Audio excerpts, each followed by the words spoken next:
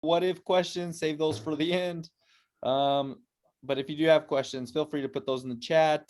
Either myself or Dana will get to those and make sure that Richard, who is presenting tonight, gets asked those questions. With that, I'll hand it over to Dana and she can introduce our presenter. Awesome. Thank you, Nate. And good evening, everybody. I believe this is softball meeting number 3, if my memory serves correctly. Of course, it could be meeting number 30, as Nate alluded to. We're a little scrambled these days, but we promise that the presentation will actually be about softball. So the meeting number doesn't matter, but welcome again. And thanks for spending some time on this Monday evening with us. We know that with sports going on, some of your multiple sports officials, so your plates are certainly full, and we appreciate you taking the time to be with us this evening. We are, of course, in our regional presentations at this time, and last week we had the Central Region presenting. Tonight we have our Northeast Regional Assigner for the sport of softball doing our presentation, and that is Mr. Richard Salazar from Santa Fe. So Richard, we will turn it over to you at this time. All right. Well, thank you so much. I'm having, there it is. Oh, Nate, thank you so much. There it is. Wonderful. Okay, my name is Richard Salazar and let me see if I could turn on my I had a problem. I'm not the most tech savvy, but I can't turn on my video. So you'll only hear my voice. I would like to first, and I'm trying to do, as I'm talking, I'm trying to turn on my video, my face. But either way, this is my first year assigning in the Northeast region. And I'd like to thank all you umpires, all the blue out there for doing this job. We are a dying breed, and our work is never appreciated, but thank you so much.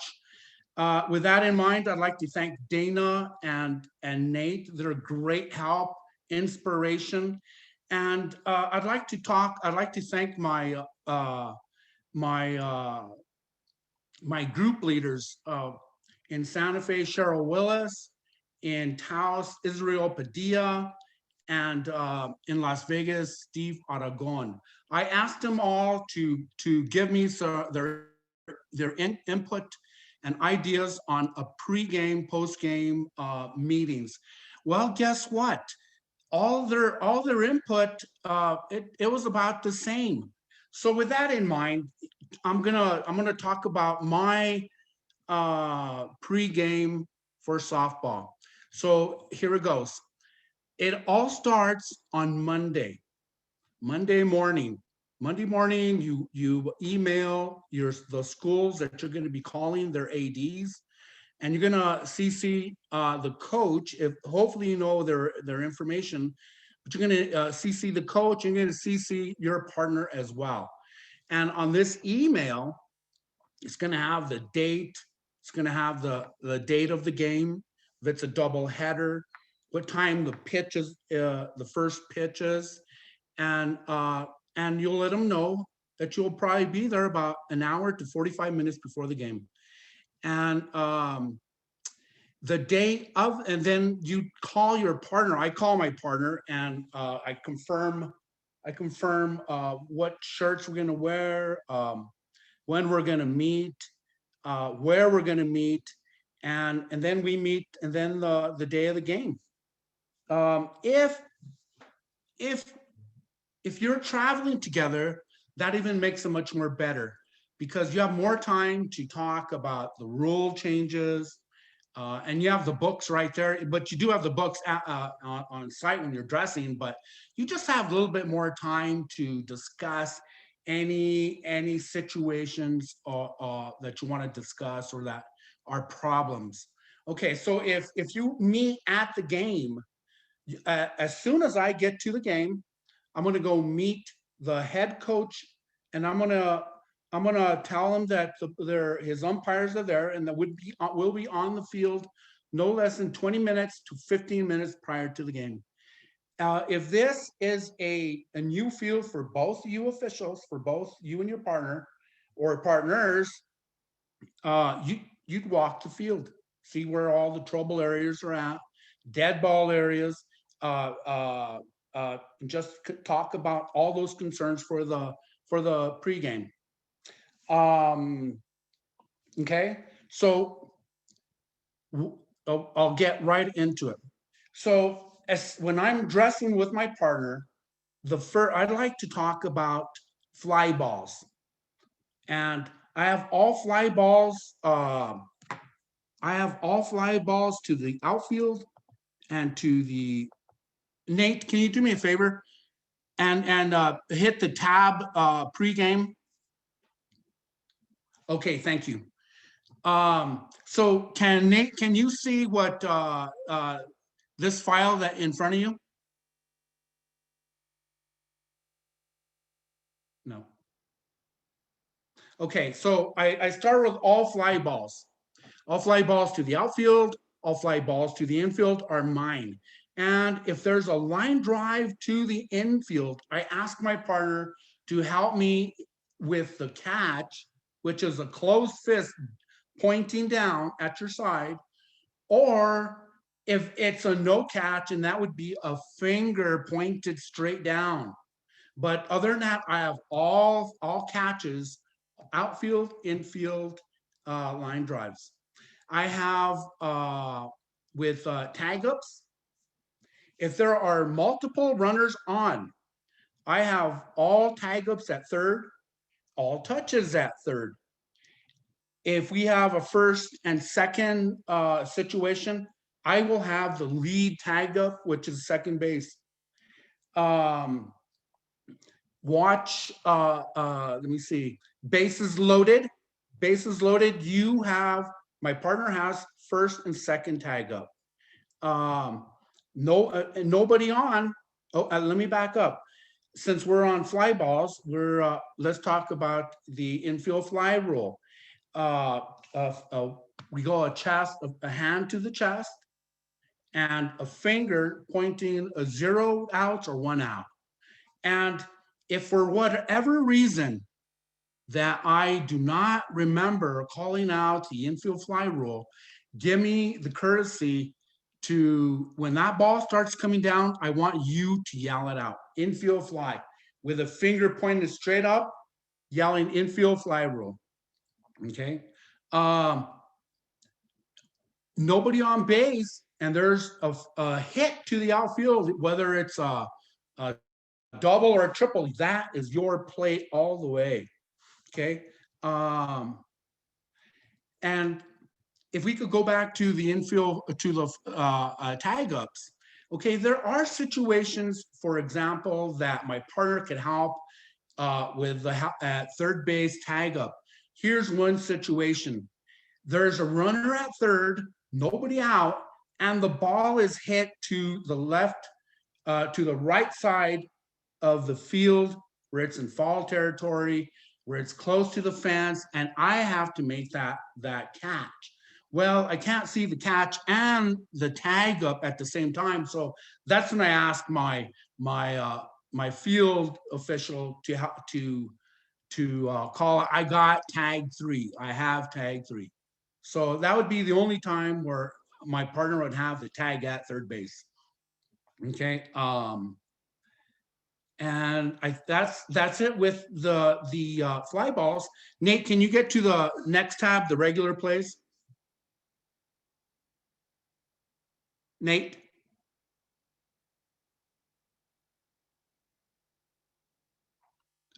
Dana, can you hear me?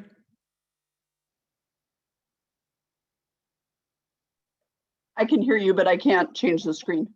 Okay. Hey, Nate, can you hear me? Thank you, sir. Okay, thank you. These are called the regular plays. So we have a timing play, I'll say, and we'll have 2 fingers to the wrist, and there are situations where on the timing play that my partner is vocal. Let's say that there's a pickle play, and they're trying to score that person at third.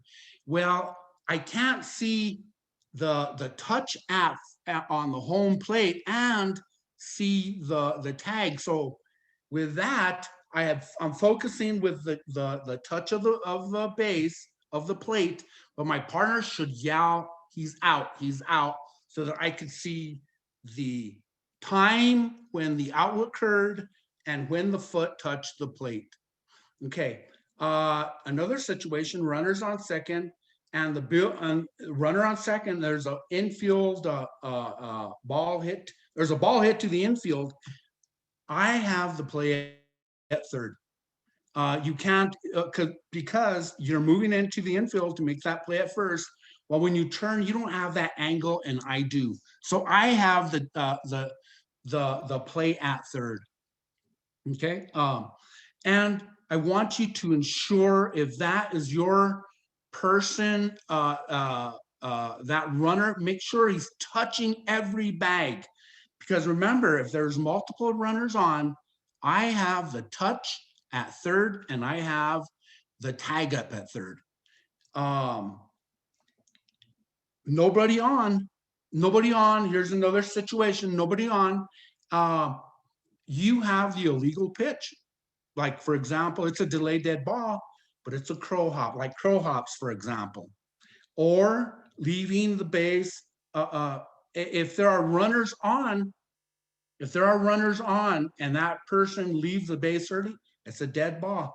So call the play dead and call the runner out. On third strikes, there's a lot of times where the batter's crowding the plate. I can't, and if the ball is on that third strike dropped or caught, I want you to help me with a finger pointing down, which means no catch, or with the fist closed, which means a catch. Hustle to all the plays. Don't walk, hustle.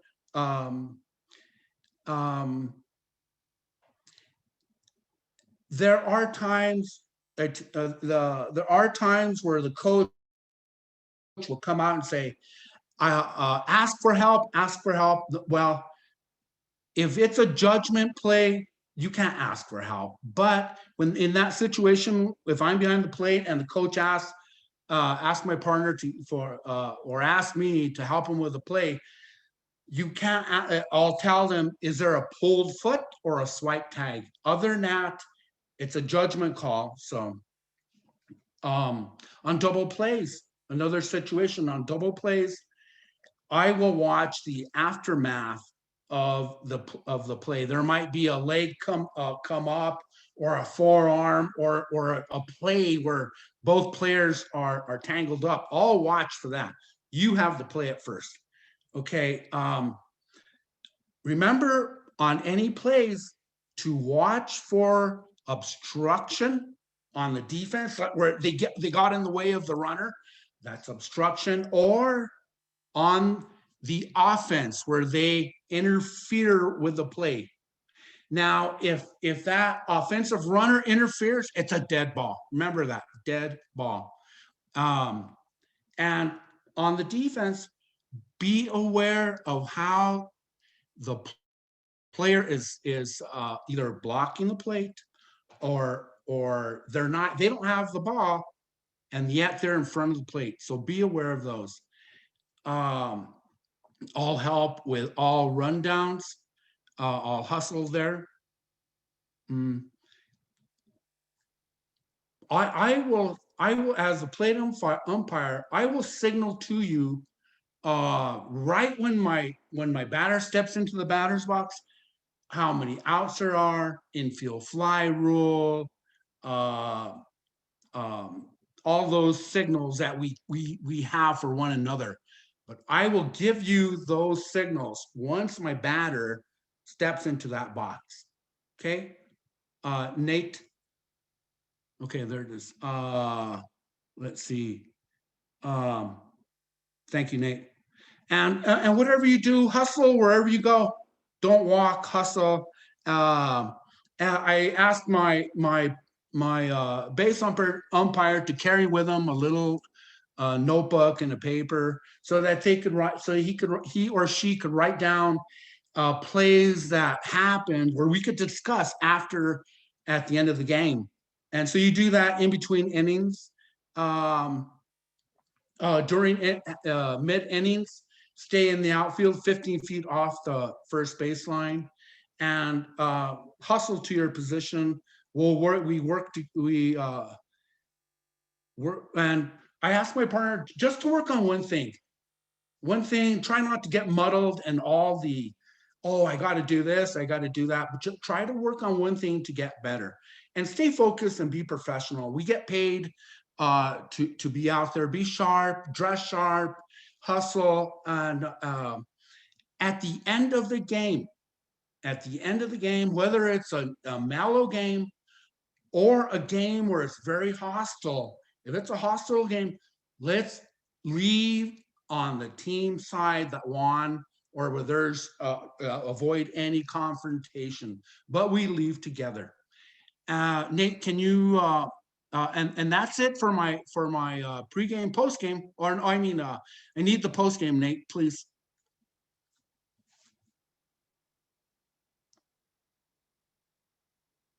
Okay, thank you. And scroll up. Thank you, sir. Well, at the end of the game, when we're dressing, I try to let my field umpire, my plate umpire, lead the discussion. And I talk about things that went well, always talk about the positive, what we did well, and then go and what we needed to work on, or what we didn't do well. Maybe communication, we didn't communicate well. We didn't know, whatever the situation is. Talk about any plays that were unusual, kind of vague, or confusing that happened.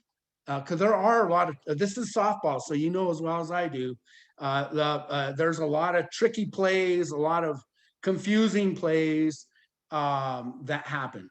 So remember that with, as a plate official, I try to keep all those in mind. And I try to talk about how can we resolve,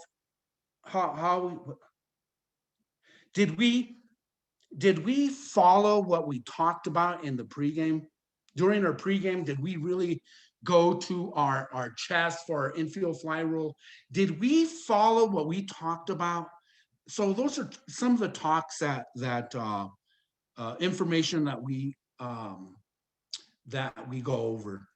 And once we're leaving, once we get in our cars and we're going home, I tell my partner that he should try to reflect on the game and on how he did, and be honest with yourself. How did I do? Did I hustle?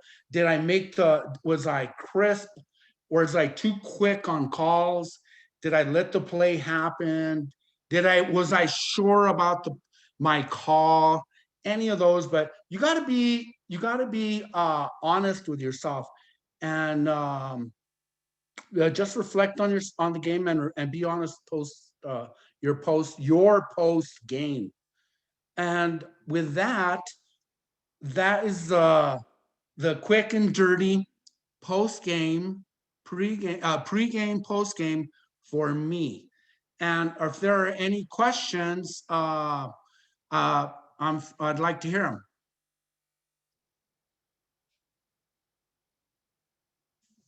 Dana, Nate? Let's see. Hey, Richard, this is Rick Carbajal, and first of all, good job today, a really good job. Oh, and thank you, Rick. I really like what you said about on post game, about when you're discussing to point out the positive, the things that either one of you did right. I think that's important, really important, and especially if you're working with a newer umpire, because we're really quick on the draw to point out the negative and the bad things that they did, and obviously you want to do that in a positive way. You want to point out the negative in a positive way to them, but you don't want to just leave them with a negative, because if they're doing things that are right, you really want to emphasize that as well, so that it reinforces it, so that they'll continue to do what's right. They may not know that what they did was right, a new umpire, but if you point that out to them and you positively reinforce that, that really drives it home, and then they know, hey, I guess that was right. I wasn't sure if what I was doing was the correct thing, but good job. I think that was a great job tonight. Oh, thank you, Rick. And Richard, there's a question from a new umpire, and the question is, can you clarify where the umpires should be between innings? Okay, can you hear me? Yes, sir. Okay, 2-man or 3-man, okay, 2-man system, you should be 15 feet in the cutout area from first base. So there's a cutout area, just go 15 feet off the line into the cutout area. Now keep this in mind. There are a lot of times where in between innings, the team is warming up. You don't want to be around that area. So go to the first base line, extended towards home plate, 15 feet. Now in 3-man system, you are about 15 feet in any direction. The first base is 15 feet from extended third base to second in the cutout area. And the third base official is in the cutout area, 15 feet. It's straight line from first to second. And that's it. Any other questions? There's nothing else in the chat. If anybody has any other questions, feel free to unmute and ask, or you can put them in the chat and I'll read them off to Richard. Okay, thank you. And once again, let me apologize. I'm new to video, so I couldn't unmute or put my video on. I really apologize for that. Hey, Richard, do you want to explain to them where the home plate umpires should be between innings?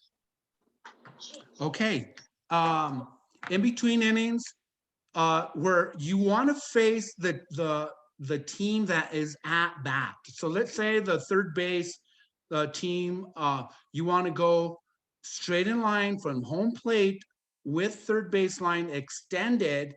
I say about 10 feet, 6 to 10 feet. And then just the opposite, where the other team, a first base line extended to home plate about 10 feet. And when you're in this position, make sure this is game management. This is game management. You want to make sure the game is hustling around, and you want to make sure that that pitcher doesn't exceed the time limit. And you want this ball, you want this game to get a move on. So you want to make sure having that, talking to your catcher, well, you got 3 pitches, or when there are situations where the catcher, you only give the pitcher 1 pitch because there was an extended time or something happened, but you want to get the game moving. So there's nothing in the rule book that says how many pitches there are, but there's a time limit of 1 minute that pitcher has. So let's get the game rolling. Any other questions?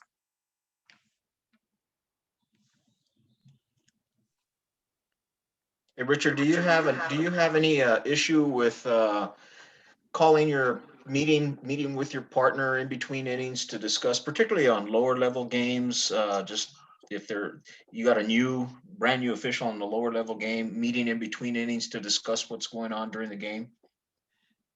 Rick, that's a wonderful question, because yes, I do. If I have a young official, I will go out we will talk every half inning, and we'll discuss whatever I see, what he's doing or what she's doing that could maybe help in their building process. So yes, but if it's a seasoned veteran like yourself, Rick, we do not come in and talk and chat. We stay out in the outfield. Let's get the game going. But if we do have a situation where we need to clarify the rule or a situation, we come in immediately. We jog towards one another, away from the hearing, the prying ears of both coaches, and we talk by ourselves, and we come to a resolution on what it was that we're talking about.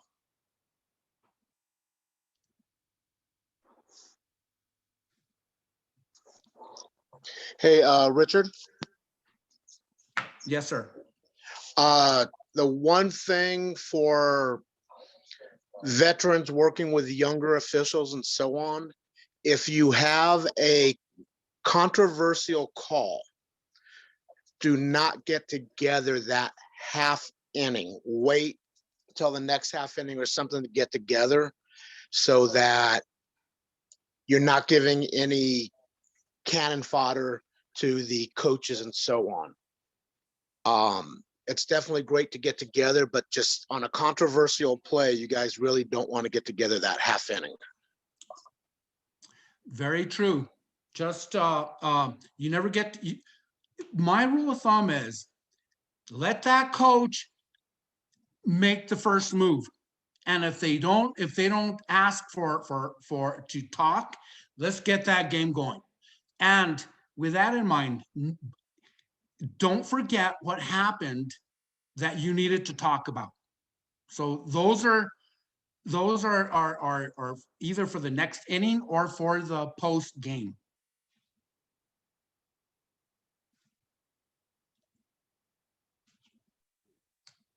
Good questions and comments, everybody. Anything else for Richard? Well, I got off easy, guys. Thank you, Richard, for your presentation this evening. And yeah, no worries on the video stuff. Sometimes it doesn't work, sometimes it does. And we still heard your voice and saw your presentation, so that's no problem at all. Oh, go ahead. And Dana, thank you so much. And everybody, once again, we are part of a dying breed, all of us. And we do it, our group, our numbers are dwindling, but we are blues that love the game. We're out there, and we're not doing it for the money. It's for the love of the game. And I just want to say thank you to all of you. And Dana, you and Nate, thank you so much for your help, for management being there for us. But I hope all of you have a wonderful season, and I'll talk to you soon. Thank you so much. Thanks, Richard. And if anybody thinks of questions after the fact that you need to get to Richard, you can send them to me and I'll get those to him for you.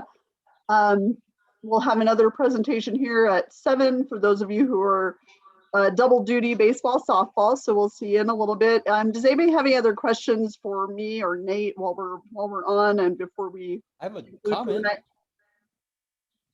I have some comments. Yes. Okay, sorry, I was waiting for approval. Oh, like you need my approval. Go ahead. Hey, whatever the season brings, hang in there. Okay. I'm going to tell you right now, with masks and social distancing and the cameras are out, everyone's trying to point fingers at each other. Hang in there. Don't get discouraged. Just understand that there's always a camera on you. There's always a camera somewhere, on players, something, and just understand that, do what you can to help the game continue. Make sure that spring sports finish. If that's, telling kids to mask up, handle those situations. That's what's going to keep the game going. But understand that we have your back 100%, and no matter what gets sent in or anything, it's not a big deal. We just at the end of the day have to be better and handle the situation that we've been dealt, and we'll be okay. But don't get discouraged. Hang in there. because like Richard said, we are a dying breed. And the last thing we need is for all of you to, just get discouraged. You have our support, our office support, and we will back you. Just, handle business and you'll be all right.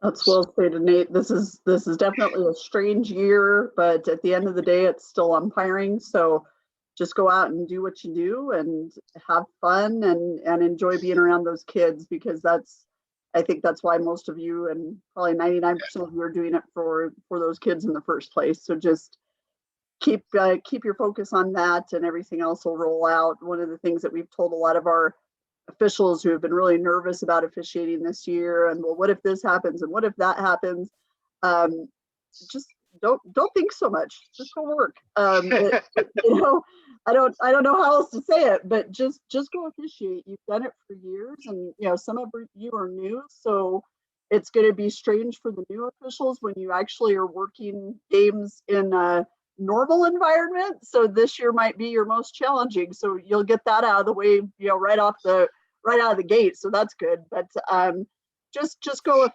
officiate, go umpire, do what you love to do, and don't worry about all that other stuff that you can't control. I mean, there's things that you have to do as umpires, and this year it's a little bit different, but like I said, at the end of the day, it's still umpiring. So just go have fun with it and enjoy being in the sun, and because it's spring, and the wind and all of that, and we absolutely have your back. So I agree with what Nate said 110%. That's why you Hey, didn't. Dana. Hey, Dana, Nate, this is Stan. Yes. Hey, so I'm driving back from Highlands, but one question I have is, what kind of reports are you guys hearing about players and officials not wearing masks? I mean, is it everybody's complying with the governor's orders, or are we still having to pretty well enforce that? So in basketball, it's been, because that's really the sport that we're hearing it the most. We've had some officials who have opted to work without a mask on, and of course we hear about that rather quickly, as you can imagine. Most of the time with kids, they'll have it on their face, but then they're putting it down around their chin. So it's not that they're entering the game without it, it's just that they get winded and then take the mask down. I haven't heard anything to this point from baseball or softball, but the season is still young, so I'm sure those will be coming as well. But the couple of reports I got today from officials who who have handled the mask enforcement have done a really nice job with it, and they've just said, here's what I did. The coaches still questioned it. How can I help this in the future? So those are the things that we're sending directly to Sally, and she's handling those with the ADs and coaches. But as long as you're addressing it at some level, you're going to be okay. What's happened sometimes are game administration, which I know isn't always present at baseball and softball, but game administration will talk to the officials about it, and then the officials may or may not do anything after that conversation is had. So if somebody from the school brings it up to you, just make sure that it goes addressed, so that way it's not, well, I brought it up and the official didn't do anything. Just stay on top of it. And most, I think 98% of the kids and coaches are going to comply. Again, if it comes down in the course of play, that's a totally different issue. But if a kid's taking a breather and they've got their mask down, we get it, but they've got to get it back up, because it's like Nate said, everybody's looking to point a finger at somebody. So somebody will take a picture in that split second when the mask is down. And I hate it, but it's just, how it is. Social media is great for a lot of things, but it's damaging in other ways. So, but just make sure you're addressing it. And don't let it discourage you, because at all. I mean, what is the new generation? They're calling them Karens. The Karens are out there taking pictures at every chance they get. But if we sent you guys those protocols that you can follow to kind of help you manage the mask situation. If you just follow those, you'll be all right. You really will. Absolutely.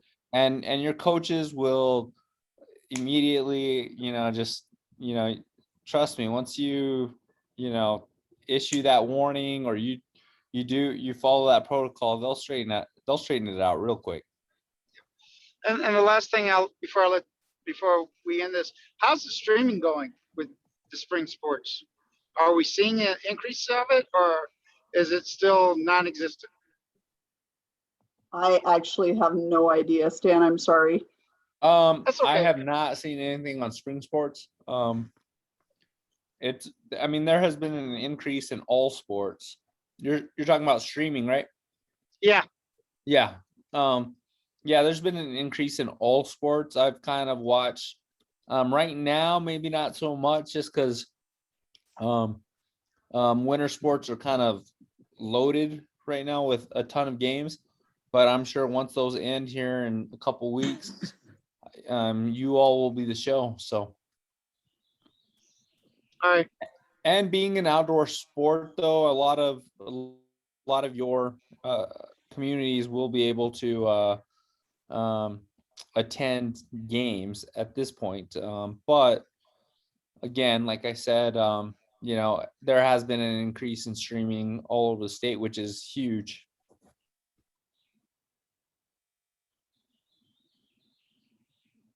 Right, anything else, ladies and gentlemen? I did like the comment that there was a baseball team where the mask kept dropping down. It wasn't intentional. All players responded by pulling the mask up, which is great.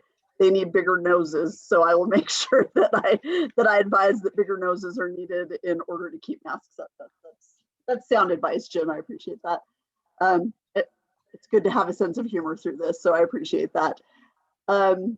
If no one has any other questions, we'll go ahead and let you all enjoy your Monday night. I think it's Monday, and we'll see you again here next week, same time, same channel. And if you need anything between now and then, feel free to reach out. Nate and I are generally in the office. So take care of yourselves and be safe, and stay sunscreened and wind guarded and all of the other things that are needed during the spring season here in New Mexico. Thank you guys for hanging in there with us and for being there for our student athletes. We appreciate everything that you do, and are here if you need us. Good night, everybody.